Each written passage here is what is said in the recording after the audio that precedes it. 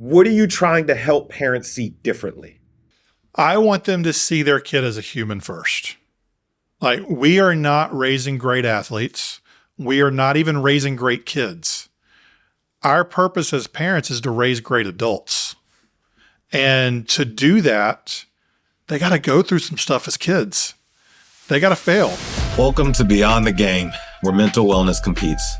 I'm your host, Philip Reynolds, licensed clinical social worker, LCSW. I spent over 2 decades working in mental and behavioral health, sitting with families, athletes, and young people in some of the hardest moments of their lives.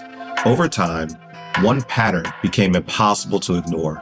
The athletes who looked the strongest on the outside were often carrying the heaviest pressure on the inside.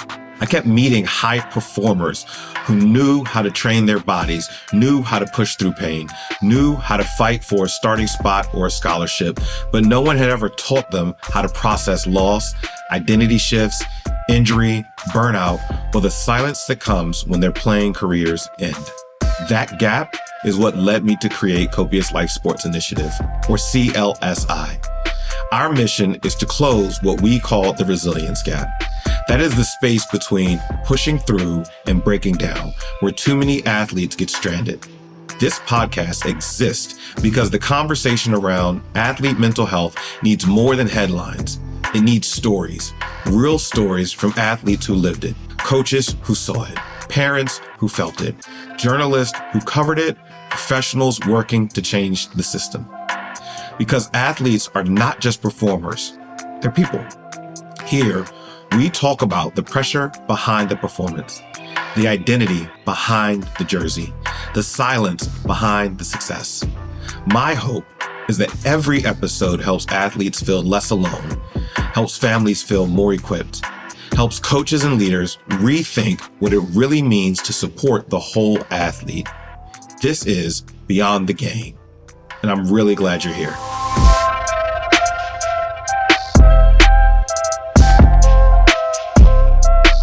Welcome to this episode of Beyond the Game, where mental wellness competes. We are excited to have Jonathan Carone with us today. Jonathan is the creator of Healthy Sports Parent, a platform built to help parents navigate youth sports with more clarity, purpose, and perspective. His work is rooted in the belief that sports should be used to raise healthy, resilient, grounded young people, not just better athletes. Through Healthy Sports Parents, Jonathan speaks directly to the tension so many families feel today. How to support child's athletic growth without letting pressure, comparison, or performance become the center of the relationship. Jonathan started Healthy Sports Parents because he saw a real gap in the youth sports conversation. Athletes have coaches, trainers, teams, and development programs. But parents are often left to figure out their role on their own. Many parents want to help, but in a culture shaped by rankings, recruiting, exposure, playing time, and constant comparison, even good intentions can become pressure. Jonathan created Healthy Sports Parent to give parents a better framework for showing up with wisdom, patience, and emotional awareness. At its core, Healthy Sports Parents is about helping families keep the main thing the main thing. The platform encourages parents to focus on who their child is becoming, not just how they are performing. It challenges adults to think about their car ride home, the words spoken after a rough game, the way success is celebrated, and whether a child feels valued apart from the scoreboard. Jonathan's message is not just anti-comparison, it's pro-relationship, pro-development, and pro-whole child. The conversation goes beyond youth sports parenting. It's about identity, pressure, family systems, emotional health, and the responsibility adults carry in shaping a young athlete's experience. Jonathan brings an important voice to Beyond the Game. We're excited to have you here. Welcome, Jonathan. Thanks, man. I appreciate that. That's the deepest intro I've ever gotten, so I appreciate that. Yeah, man. We want to give the full picture of who you are and your work and what you're doing. It's normally like, hey, here's this guy. Here's this guy that we have hopping on. He's got an Instagram account. You should follow it, but we're going to talk to him for an hour. Let's go. Yeah, we want to learn more about you. We want the audience to learn more about your platform and be able to pick up on those resources. Our whole mission is not to corner the market with what we're doing, but it's to change the athletic ecosystem. And we need other like-minded people to do that. And so kind of your work speaking directly to parents parallels some of our work and wanting parents to be aware, because kind of like you said, there's not a coach or a trainer for parents out there to teach them how to do it. And they come preloaded with their own stuff and they can get lost in the mix of performance. And then you throw in NIL and now the kids are taking over and the parents are taking a step back and you're letting coaches take the lead. And it's a lot. I tell people that no one gives you a playbook when you sign your kid up for T-ball at 4 years old. Like, we walk into this, what we don't realize is that sports have this way of shining a light on all of our own insecurities, and no one warns us about that. And so we're at the YMCA at 8:30 on a Saturday morning for 7-year-old basketball, and all of a sudden, like, we're doing things that we would not do in any other aspect of our life. And like, we don't even act like ourselves. Like, great people who, like, I have seen people who have the best reputations in the world do some crazy stuff at their kids' games, and they just laugh it off like, oh, it's just who I am. I'm super competitive. No, Richard, you have some insecurities that are popping out that you didn't know were there, that's causing you to react in a way that is making this a worse experience for your kid and everyone around them. And those experiences are normal, so I'm not judging you for them, but let's call them what they are so that we can do the work to fix them and create a better environment for everybody. Yeah. And I think you answered where I was going to start, is where did this mindset come from about family and parenting? And so even deeper than that, I want the audience to be able to learn more about you. What sports did you play growing up? So I played a little bit of everything pretty mediocrely. Like, I was not a great athlete. I was like, if you think about the kids who make the school team and you look at like the next 2 kids cut, I was one of those 2 kids usually. I was the youngest kid in my grade. So I didn't realize it at the time, but so much of the physical development and all those things, I was behind everyone else. So I loved playing and I was pretty decent, but I was just younger than everyone. And I also didn't have a good work ethic. I liked everything enough to want to play them. I didn't like them enough to want to put in the work needed to be one of the best 5 to 7 people in my grade in order to make the school team. So I played baseball, soccer, basketball, played a season of roller hockey. I was the best male volleyball player at church camp in 6th grade. So I dabbled in some volleyball. I did a little bit of everything, and I just enjoyed playing and competing and having fun with teammates. And but I was never the kid. I'm very much like my daughter is right now. She's going into 6th grade, and the sports are social for her. She likes going out there. She likes competing, but she's never going to be like best of the best, because that's not what she wants to be. She wants to play these sports and have fun with her friends. And I think that's okay. There should be a spot for that. Yeah, no, I think that makes sense, because there's so much benefit to sport, even if it's not going pro, which the majority of our athletes aren't going to do, right? And it's nice to be able to go college, but the majority of athletes aren't going to do that. There are so many benefits in life to being able to engage in team sports, right? And so how do you parent across that spectrum? And I think that's tough sometimes, because you have parents that have their own dreams and visions, or they never grieved the loss of their career in high school, college. And so now it's my chance to get back through my kid, right? So I'm going to push a kid that doesn't love the sport to be the athlete I never was. And so I actually think it goes deeper than that. Okay. Yeah. So you're not wrong, by the way, so please don't hear that. But I think the core of what I do comes back to this idea that at our deepest depths, we have these 2 core human desires called self-love and self-glory. We want others to like us. We want others to think we're good at what we're doing.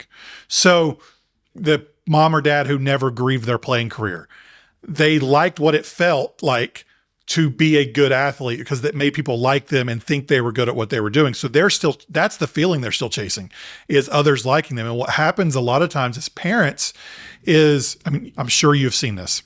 Mm-hmm. Jimmy plays a good basketball game.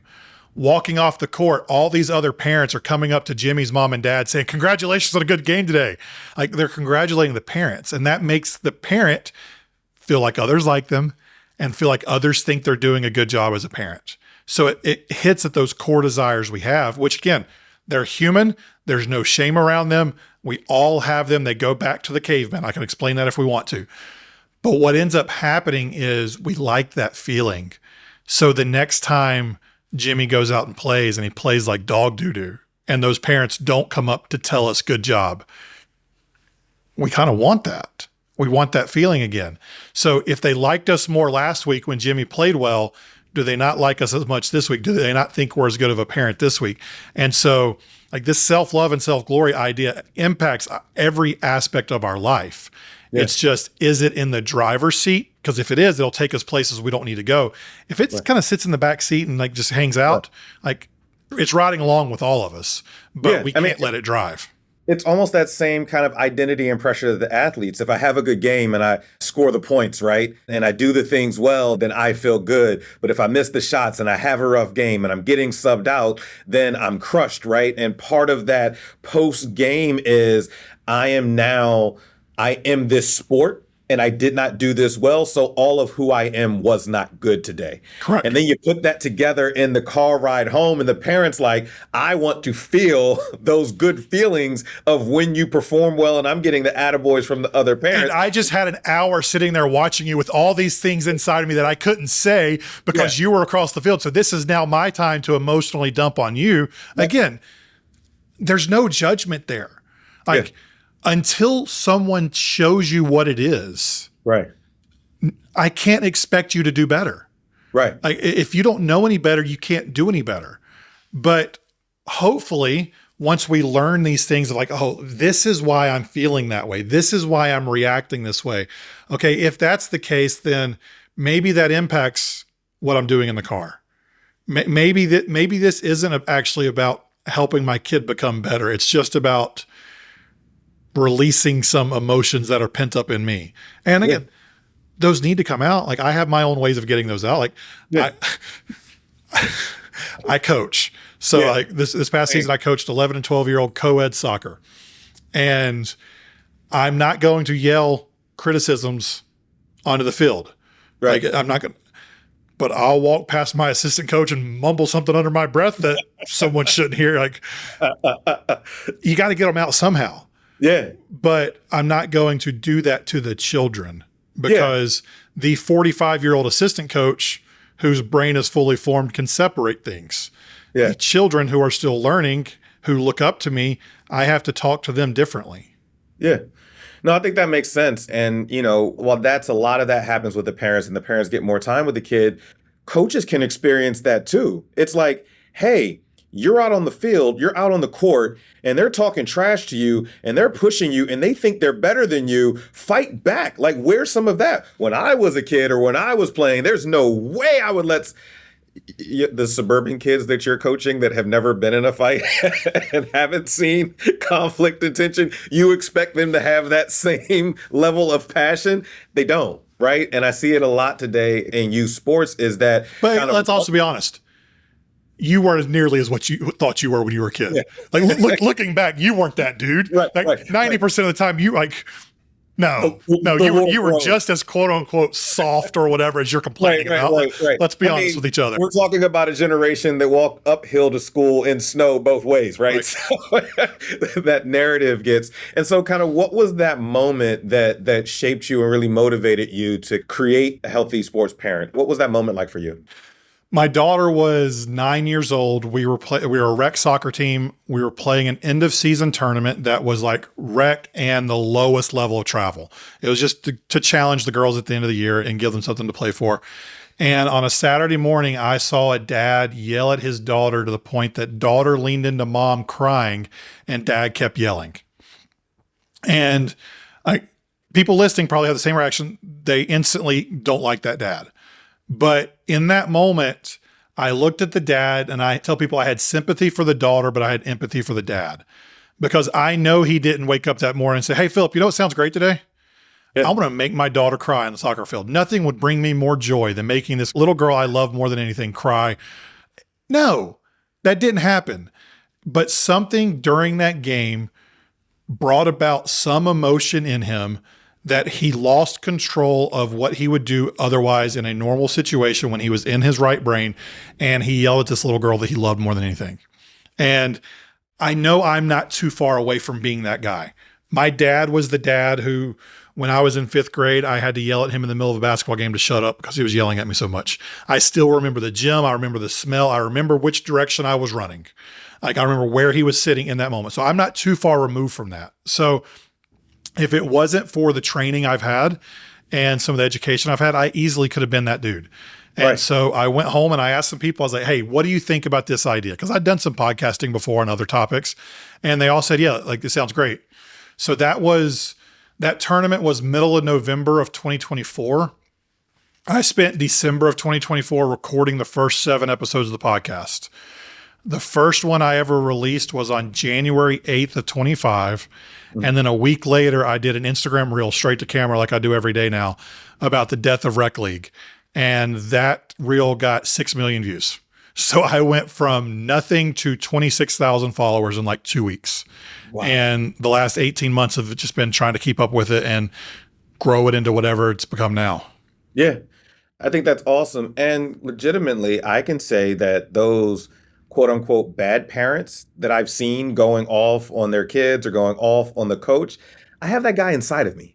He's in. Yes. There, right? Yes. I say those things to myself. I say those things about my kid when I'm watching that. What are we doing? Why are we here? We came this far to lose 3 games, not win a game all week. Like, that stuff is inside of me, but it's how do you regulate it? And how do you regulate it as an adult, understanding that it can be dysregulated already in the kid, right? The kid's already crushed, already beating themselves up, already giving themselves a hard time, thinking they're a miserable failure. But then for them to get into the car with you. With their superhero.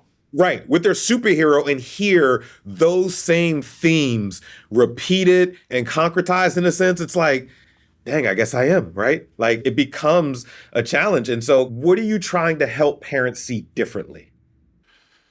I want them to see their kid as a human first. Like, we are not raising great athletes. We are not even raising great kids. Our purpose as parents is to raise great adults. And to do that, they got to go through some stuff as kids.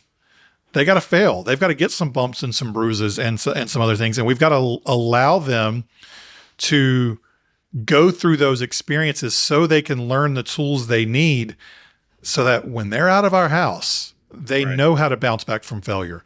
They know how to talk to authority. They know how to pursue something that's hard, even if they don't get it right away. Like, that's the beauty of sports. Sports, when done right, prepare us for life.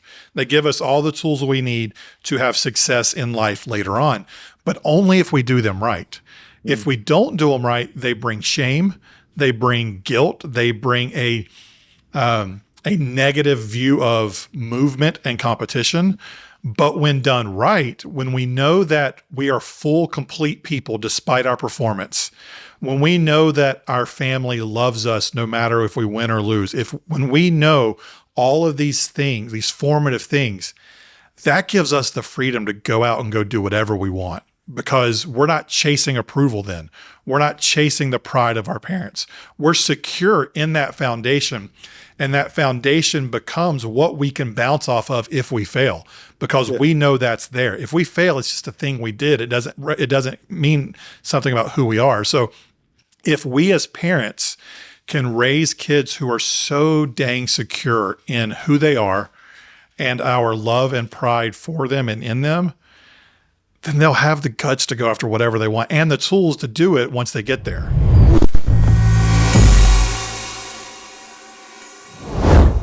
We had a guest on, Johan, and he said, let the scoreboard be data and not identity, right? Like, how do you allow that to be data? Okay, this is what I might have to work on. This is where I need to grow. This isn't who I am. So like, all isn't lost.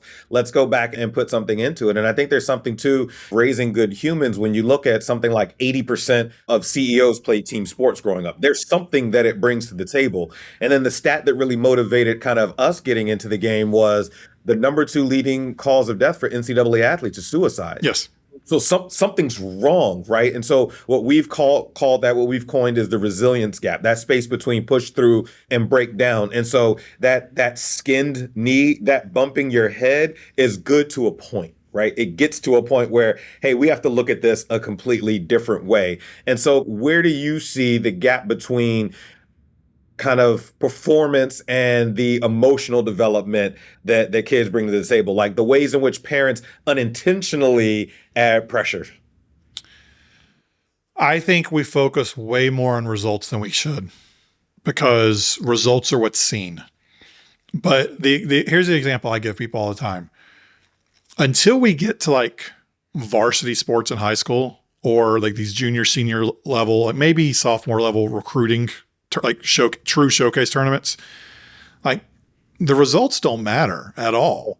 Because if we're doing this right, we don't, let's say baseball, a kid shouldn't be playing shortstop all the time. Right. They should be playing different positions. A kid who may end up growing into a first baseman should get a chance to play center or left field, center field, third base, whatever. Like we should be moving those kids around to different positions. That doesn't mean we're not going to try when they're in those positions, but for their long-term growth and development, we have to put them in positions that might make our team not perform as well.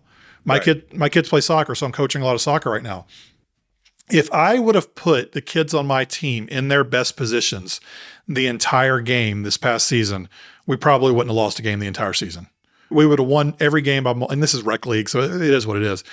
Like we would have won every game by multiple goals. But at the end of the season, I always do this thing where I take the kids out for ice cream towards the end of the season just to celebrate together. And four of the boys on the team were sitting together, and I heard one of them go, "We always seem to score the most goals at the end of the game." And I told them, I was like, it's almost like that's the way I designed it to be. They're like, "What? You can't you can't figure out when we score?" I was like, "No, but I can design." Have you noticed that the same four kids play offense the last 10 minutes every game? Yeah. They're like, "Oh." I was like, "Yeah, but you also need to learn how to play defense, and you know how to play midfield, and you need to play these different positions." So throughout the rest of the game, I move you all around to play different positions. And then for the last 10 minutes, I'll put you there. So we lost 2 games and we tied another. I think we finished 5-1 and 1 this year, something like that in rec league. Like, I don't care about the result.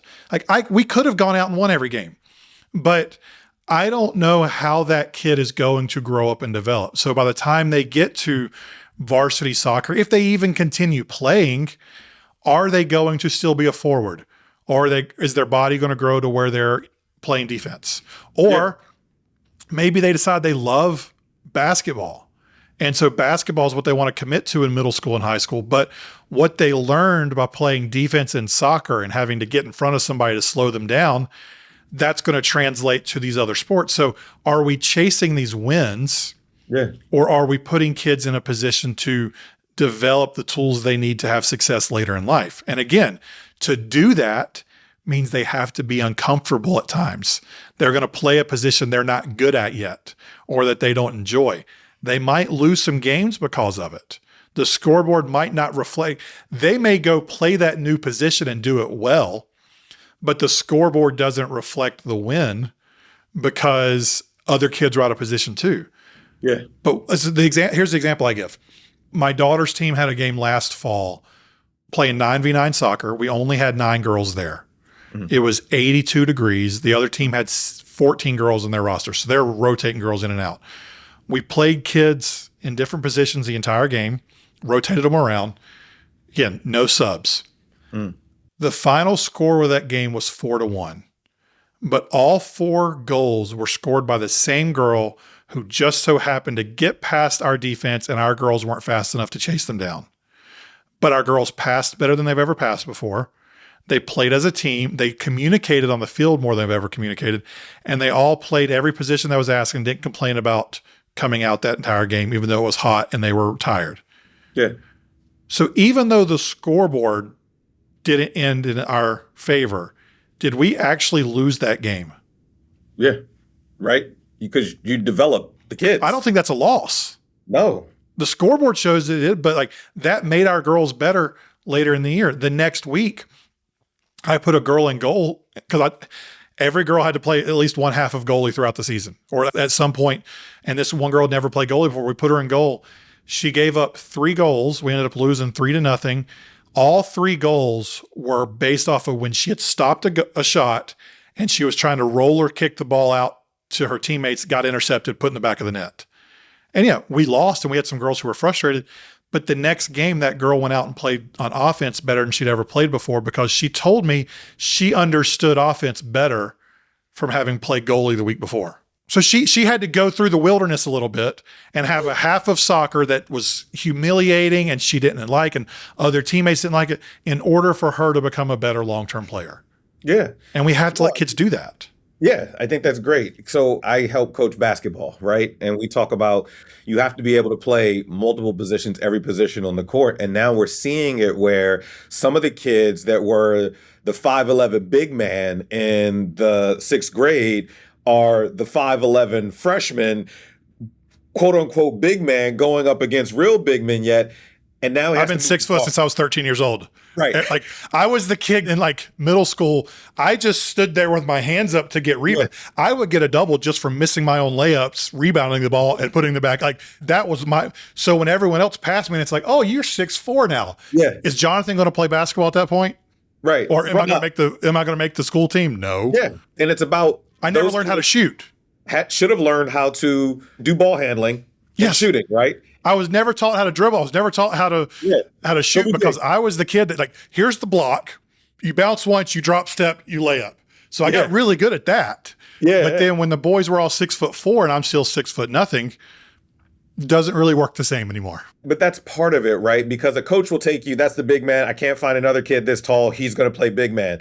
The parent needs to be able to say, yeah, but we have to figure out a way to develop all the other things because I can see my height and I see my wife's height. And this big man isn't going to be the big man when they get to high school. So how do we work on ball handling? How do we do that stuff? And so that segues into my next kind of question is, how do rankings, exposure, travel teams, and social media change the parenting experience?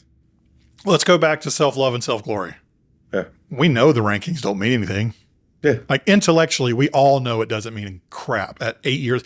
Are you really the best second baseman in your 5 counties in rural South Carolina? Okay, who cares? Right. But man, that feels really good for mom and dad. Yeah. Like it's something we can post on Facebook. It's something that's going to get a lot of likes when we post that on Instagram. Yeah.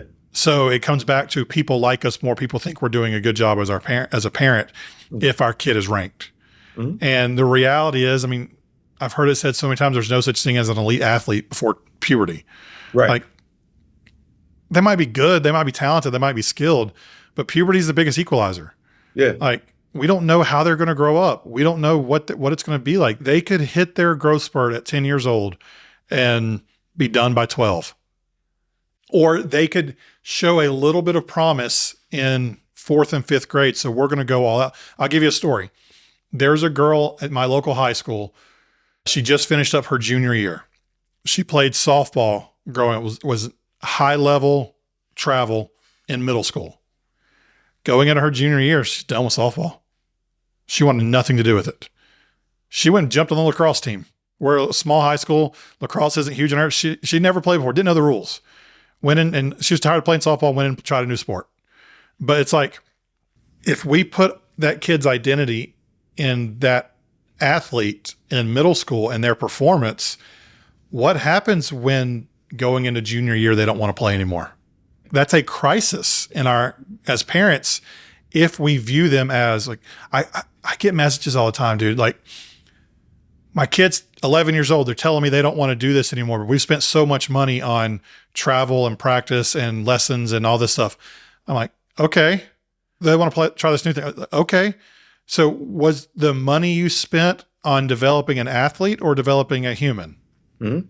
If it was on developing a human, then you didn't waste it. They're going to go take what they learned in lacrosse and apply it to soccer or apply it to basketball or the how to work hard, the how to be a good teammate. All those things are going to be a part of their journey. But so are we paying for the rankings for perfect game at 12 years old on the little field where the USSSA bats allow you to hit the ball 250 feet by barely swinging it?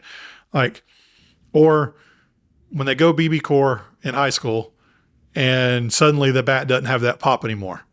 Like if we put so much stock in that 12-year-old identity and they come out, we had a kid this past year. I worked with my high school baseball team.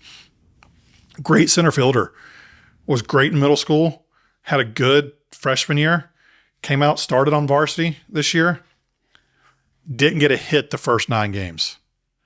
Just hit it straight at people every single time. He was so frustrated. First hit was a home run, then didn't get a hit again for the next 4 or 5 games. Kept hitting the ball hard, but couldn't get on base. If his identity or mom's identity was in his ranking as a 13-year-old center fielder, because this kid's fast. Yeah. This kid performed really well young. Yeah. If his identity was in that, he's the 9-hole hitter now and he's not hitting. He got pulled a couple games. It's not good. None of the external garbage matters. Right. And the reality is, how often do we see the highest ranked athletes as juniors and seniors in high school flame out their first couple years in college? Oh, yeah. It happens all the time. So if they're a poor evaluation and a poor predictor of future success, why do we give 2 craps about them other than our own ego? Yeah.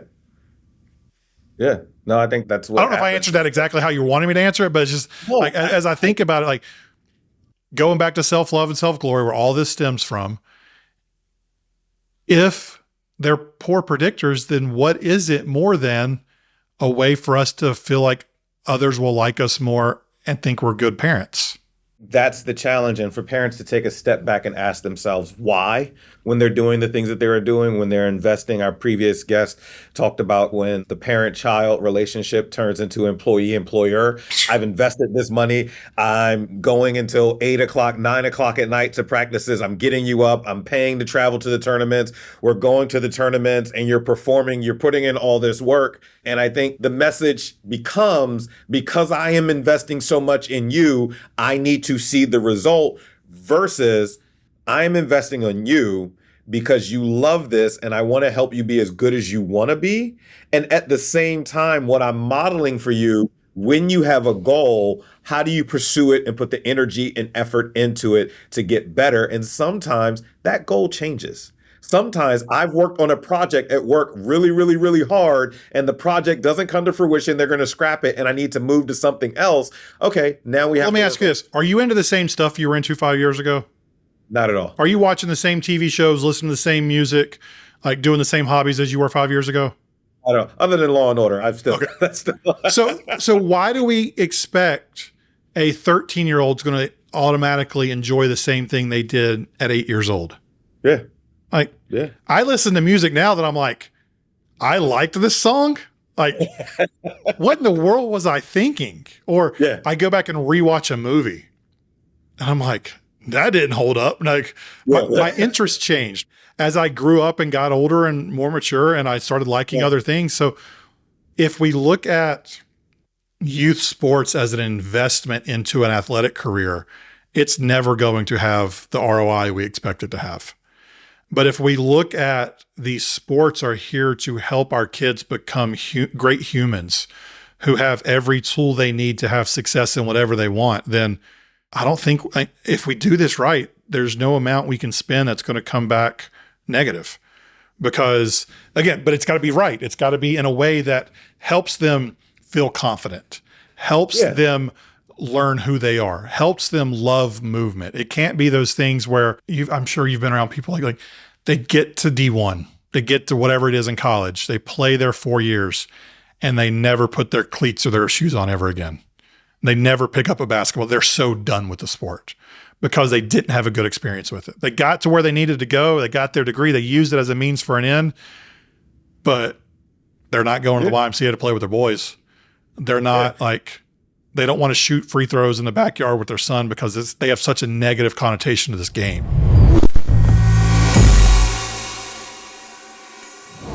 Yeah. When we first released our animated video on our Instagram page, I had a woman reach out to me. She grew up playing tennis and she was like, my brother was fantastic at tennis. He could have been a pro tennis player, but my dad would just crush him in the car ride home afterwards. He won't pick up a racket. He doesn't watch tennis. He wants nothing to do with tennis. And I'm like, man, even if you don't go pro, even if you don't become that champion, to go bat a couple tennis balls around, right? To get a couple shots up, play a little kind of pickup. Like, you still want them to have that affinity for it instead of being the one to crush it, right? Right. And so we're in this unique era now where a new kind of gift and curse has entered the chat in the form of NIL. And parenting in the era of NIL is fascinating because we can parent to the NIL, wanting our kid to make that money and do that. And then we can see where parents abdicate their parenting because, well, my kid's making this much money now, so they get to make the decision and call the shots. And so what are you seeing in that space of parenting in the era of the NIL?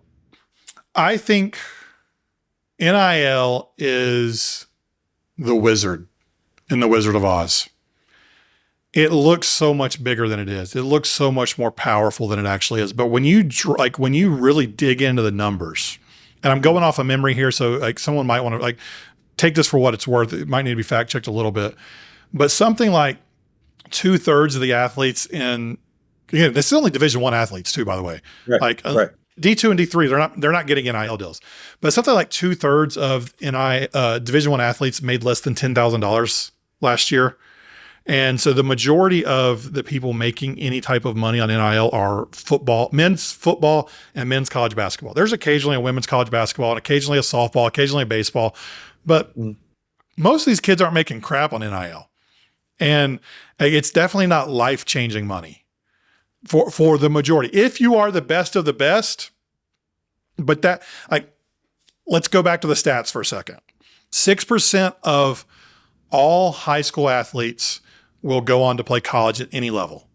That is D1, D2, D3, JUCO, or NAIA, NCCAA, any of those. 2.5% play Division I.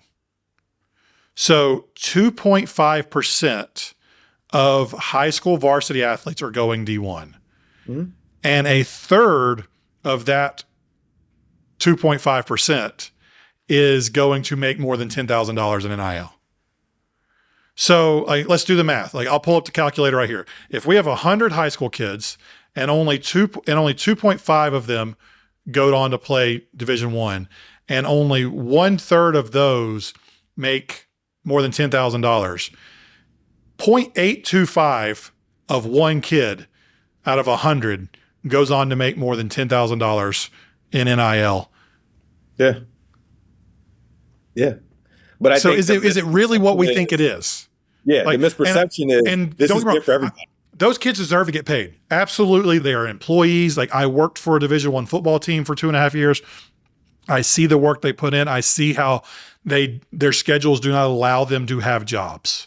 I also see how much money the football and basketball and women's basketball people are bringing in. So they deserve to get paid. They deserve to profit off their likeness. Right. But most people aren't getting anywhere near what this is hyped up to be. Yeah. No, and I think that's the piece that really needs to be heard, is that this is not the pot of gold at the end of the rainbow that the vast majority of kids are going to get to. It's not. And so those academics are important. Getting a degree is still important. That can be the main goal, to get to school to get the degree, but getting to that life-changing money, that's not. I had to tell a group of fathers one time, we were looking at our boys playing basketball and they were talking about, and this one dad was like, my kid could go to the league and everything else. I was like, hey, those kids aren't on this court. Those unicorns are on courts over there, somewhere else. If you're on a court not number 1 or later than court A, probably not going anywhere like that. Yeah. But the other piece is, I will say, because you mentioned it, there is value, I think, huge monetary value in sports allowing you to get in a college that your grades otherwise might not let you get into. Yeah. There are, what the dirty secret that a lot of people don't know is that the academic standards for a school for athletes are often a lot lower than they are for regular students. Mm-hmm. So you may be able to get, your academics might be directional state school level. Mm-hmm. But because you have athletic gifts, you might be able to go to the flagship school in the state or a private school that you wouldn't otherwise be able to get into. And that's where the value comes in. Like there's a kid that graduated from my high school a few years ago, baseball player, really great, ended up going to a directional state school and playing baseball.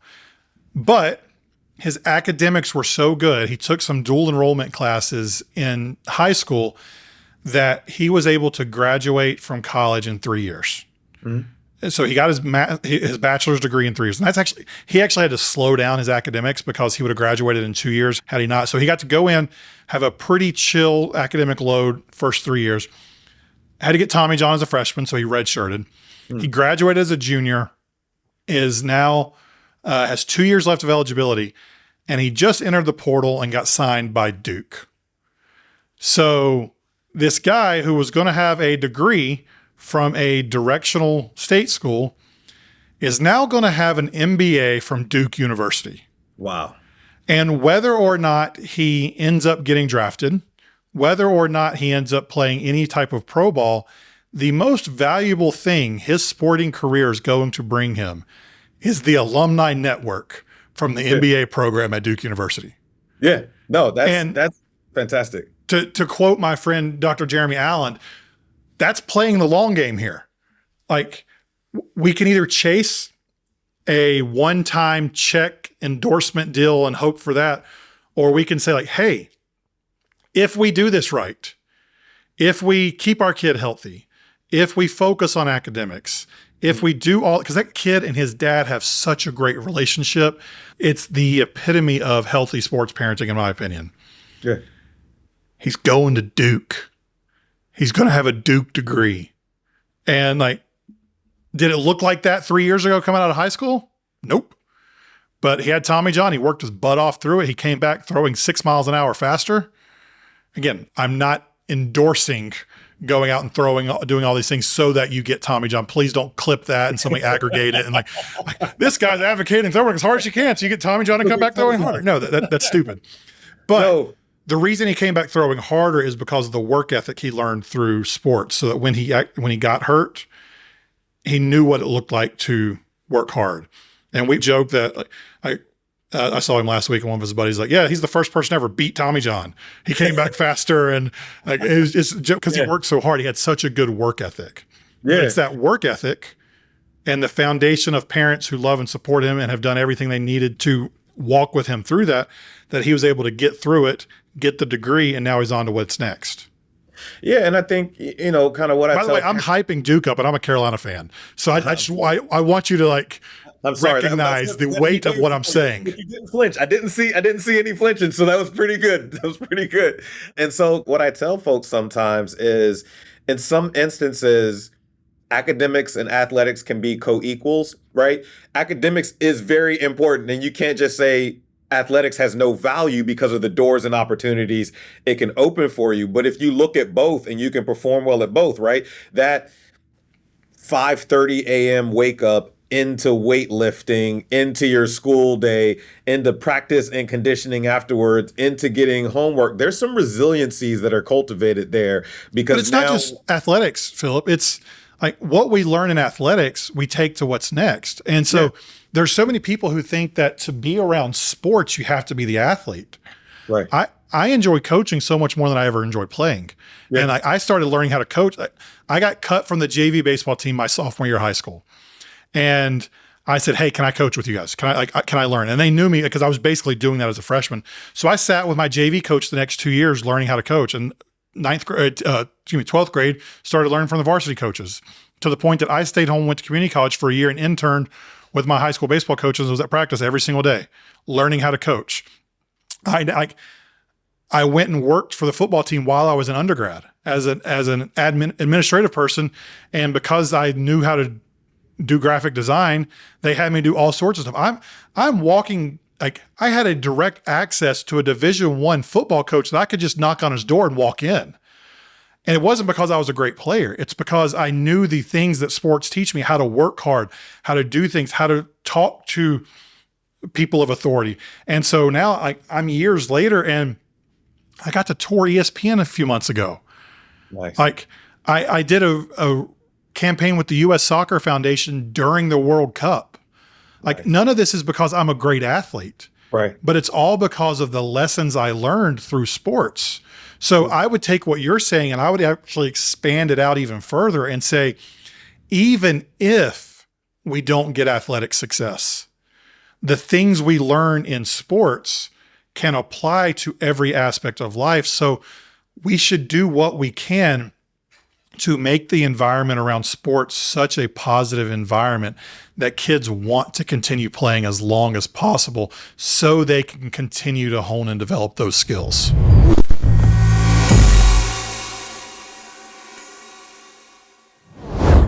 And you talked about your time in coaching. And so that's a great segue because there is a unique relationship between coaches and athlete and coaches and parents, right? And so what do parents need to understand about coaching, but also probably even more importantly, what do coaches need to understand about what that healthy parent role needs to be? Because it's different, right? You can get the parent that comes up, my kid needs more playing time, right? But that's not necessarily the healthy parent role. And so kind of how do those two relationships interact and what does a healthy parent-coach, coach-parent relationship look like? I think it all comes down to communication. Like if a parent is having to ask why, then the coach didn't do a good job explaining it to the kid or the parent. This is age dependent here. So it's like, let's start the younger ages, start the elementary, middle school ages, and like out of the school setting, like whether it's club or rec or whatever. A coach should know every parent's name. A coach should have some type of relationship with the parent because the parent's the one who's going to have the influence. Mm-hmm. And so one of the things I do is I try to make a point at least once every few weeks to go up to a parent and tell them after practice what their kid did good that day. And usually I try to do it in front of the kid. Right. Because at least then it's like, this isn't all negative. Even if the kid's not getting playing time and we're building a relationship that way.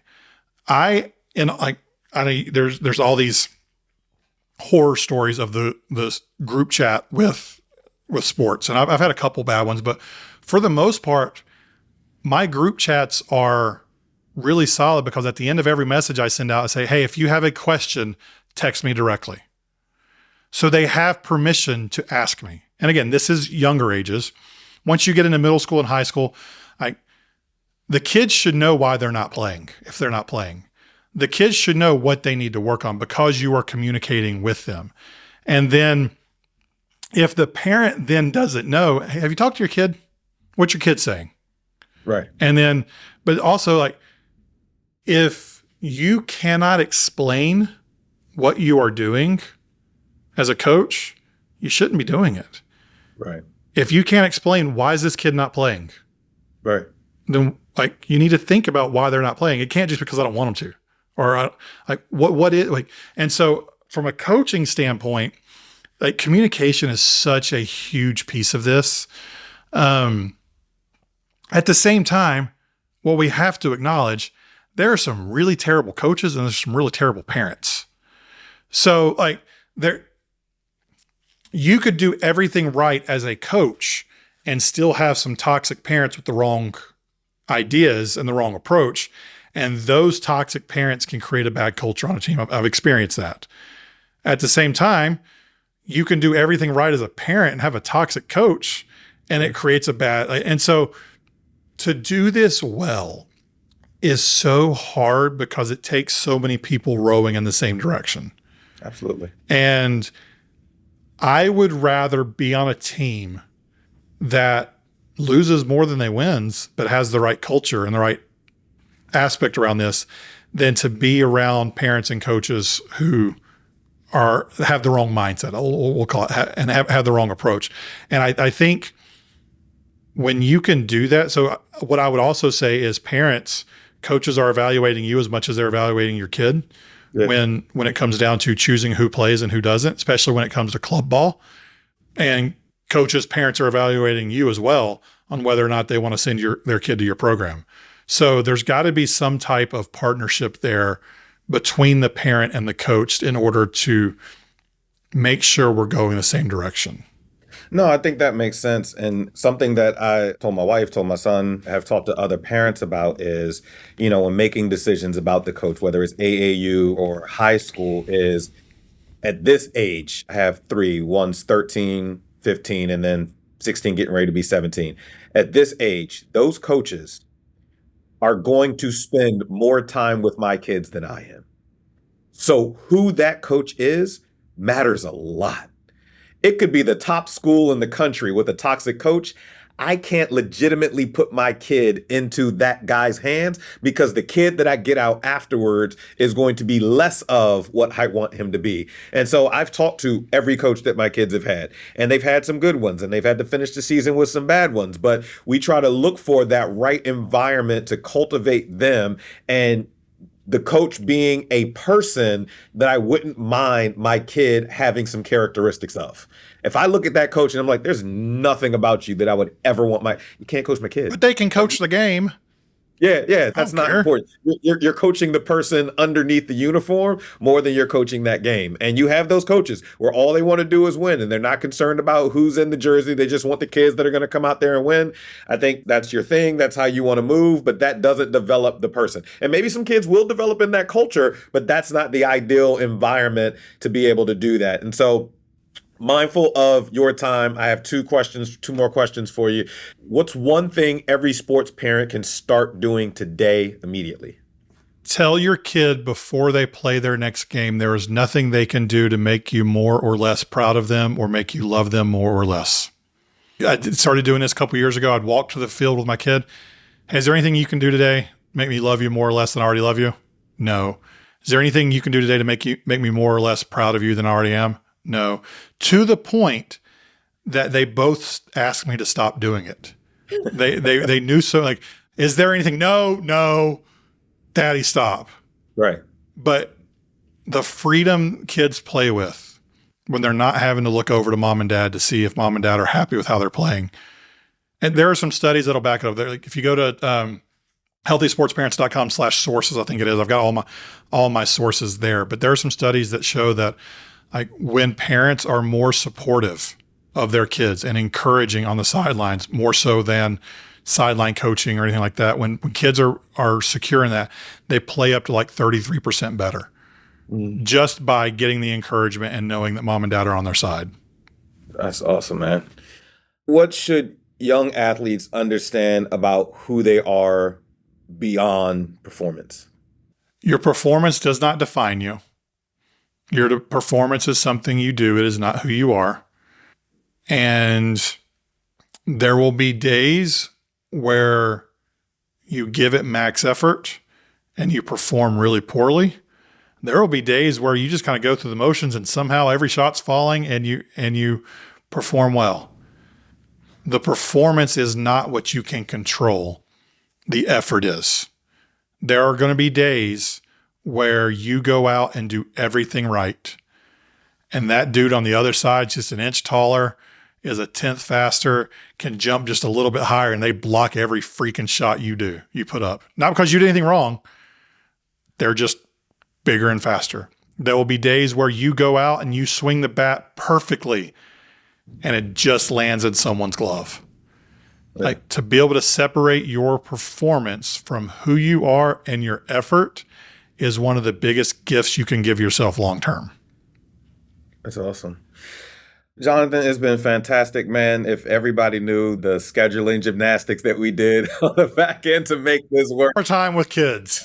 Yeah, absolutely, man. I'd love to be able to do this again at some point. The floor is yours for our last few minutes. I'll go into promo mode here. The Healthy Sports Parenting course just got released. That is on my website, healthysportsparents.com/course. It really comes back to the idea that when we you mentioned in the intro, when we sign kids up, they get coaches get trained, referees get trained, parents don't get anything. So the Healthy Sports Parents course is designed to coach parents on a lot of the stuff we talked about today so that you can show up in a little bit of a healthier way. It's primarily marketed towards clubs and leagues so that clubs and leagues can buy it and give it to their entire rosters. But there are options to buy it as a family or an individual team as well. So All the details are there, healthysportsparents.com. And then if you want to follow along, it's at Healthy Sports Parents on any platform that you want to follow. Daily content. Podcast comes back out this fall in August. We're on break right now. But there's content wherever you want, however you want to listen to it, watch it, whatever. It's all out there. But the course is now available. I would love for you to check it out. Okay. Awesome, man. Thank you. I appreciate you so much for what you're doing in the sports ecosystem with parents and everything that you have. I've seen your page well before I reached out to you to be a guest on, and you've been an even better guest than what I could have anticipated. So thank you so much for your time. Thanks, man. I really appreciate that. Thanks for what you're doing.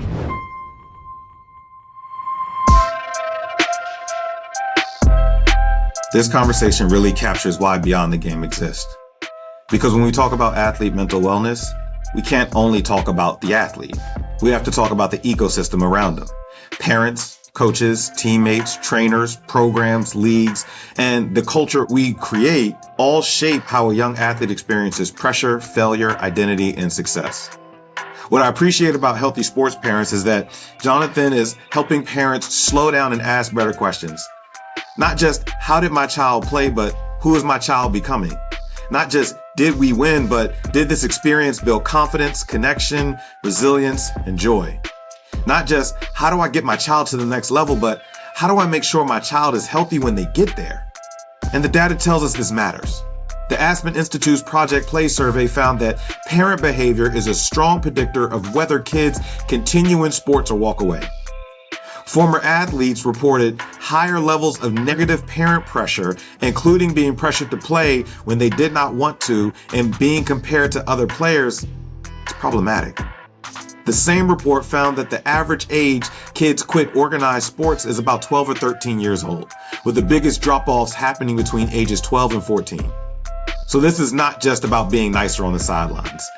This is about building a healthier sports culture, one where performance and wellness are not competing against each other, one where adults understand pressure without connection can break kids, but challenge with security can help them grow. It also matters because sports still have tremendous value when the environment is healthy. Sports can teach discipline, confidence, teamwork, resilience, communication, and how to respond to failure. But those lessons are not automatic. They are shaped by the adults around the athlete. The same game that can build up a child can also wear them down if the environment is driven by fear, comparison, and pressure. That's the heart of this conversation. Athletes are human first. Parents matter. Coaches matter. Culture matters more. And if we want healthier athletes, we have to build healthier systems around them. That's how we close the resilience gap. That is what it means to go beyond the game. Thank you for joining us. See you next time. Make sure to follow CLSI on Instagram and TikTok at clsi.life. Share this episode. Engage with the movement. Together, we can close the resilience gap.